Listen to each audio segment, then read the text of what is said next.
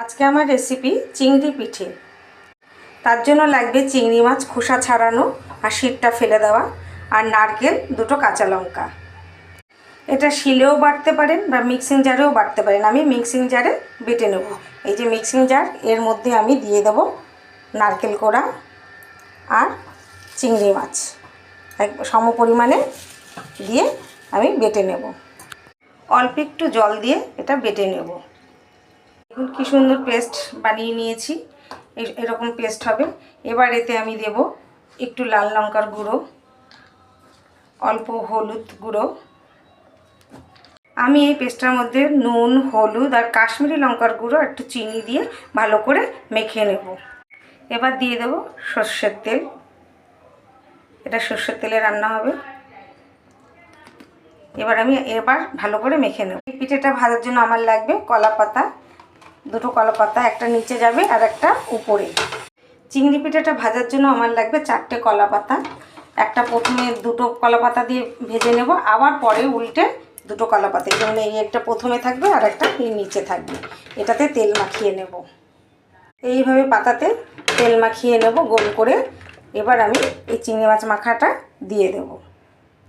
এইভাবে ভালো করে মেখে নেব। যেহেতু এতে আমি দুটো কাঁচা লঙ্কা দিয়েছি, ওই জন্য ঝাল লঙ্কা দিলাম না, কাশ্মীরি লঙ্কার গুঁড়ো দিলাম। এটা খেতে মিষ্টি মিষ্টি লাগে। পাতা ঠিক এইভাবে গোল করে আমি সাজিয়ে দিয়েছি। এবার আমি গ্যাসটা ধরিয়ে দেব। গ্যাসটা আমি ধরিয়ে দিয়েছি। এটা হাই ফ্লেমে ভাজা যাবে না, এটা অল্প অল্প করে আঁচ দিয়ে ভাজতে হবে। দেখুন আমার এটা কি সুন্দর তেল ছেড়ে এসছে, কি সুন্দর লাগছে দেখতে। আর এটা উল্টো পিঠটা যে আমার হয়েছে ভাজা, কী করে বুঝবো? পাতাটা এরকম করে উল্টে দেখবো যে পাতাটা কতটা পুড়েছে। এই নিচের পাতাটা এই যে পুরো দাগ লেগে গেছে। এবার আমি এটা নামিয়ে নেব। প্রথমে আমি এই পাতাটা আর একটা যে পাতায় তেল মাখিয়ে রেখেছিলাম সেটা এটা দিলাম।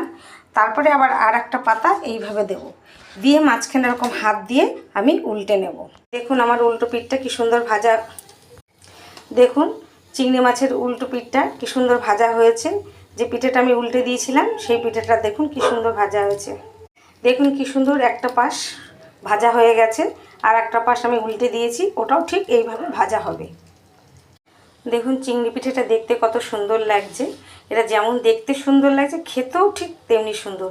আমার ওই উল্টো পিঠটাও মনে ভাজা হয়ে গেছে। এই যে উল্টে আমি দেখছি, এই যখন পাতাটা পুড়ে গেছে। এবার আমি গ্যাস বন্ধ করব। আমার চিংড়ি পিঠে বানানো হয়ে গেছে। আমি যেভাবে বানিয়েছি আপনারা ঠিক সেইভাবে বানিয়ে গন্ধরাজ লেবু বা কাগজি লেবু দিয়ে খাবেন, খুব ভালো লাগবে।